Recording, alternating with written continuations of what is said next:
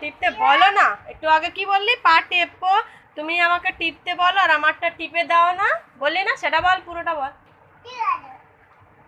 আমি বলবো তোমার কি কি সমস্যা, তোমার কষ্ট বুঝি না আমি?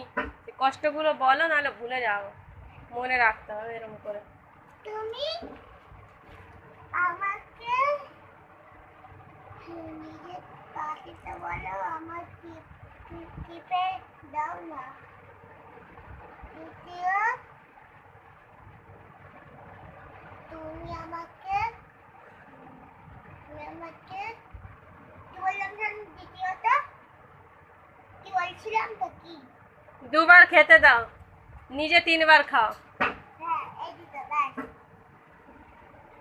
নিজে দুবার, নিজে 3বার খাও, আমাকে 2বার দাও খেতে।